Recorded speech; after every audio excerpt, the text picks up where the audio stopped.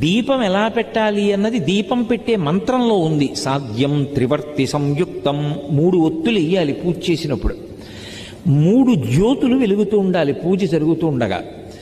ఇండ్లు వృద్ధిలోకి రావాలి అని యజమాని కోరుకుంటాడు కాబట్టి ఆ 3 జ్యోతులు తూర్పు ముఖంగా వెలుగుతూ ఉండాలి.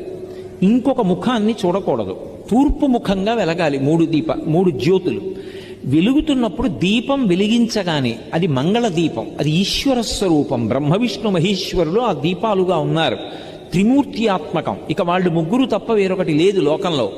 కాబట్టి అటువంటి దీపపు సమ్మె ఏది ఉందో దాని మీద పసుపు కాని, కుంకం కాని, అక్షతలు కాని, పువ్వు కాని ఉంచాలి. ఎందుచేత అంటే మంగళ దీపం అంటాం. మంగళ దీపము ఉంటుంది, అమంగళ దీపం అని ఒకటి ఉంటుంది.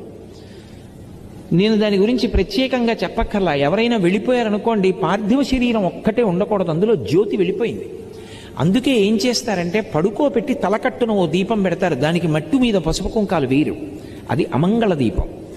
మంగళ దీపం ఇంట్లో పెట్టారు అంటే దీపం వెలిగించగానే కాసిన పువ్వులు వెయ్యాలి, లేదా పసుపు వెయ్యాలి, లేకపోతే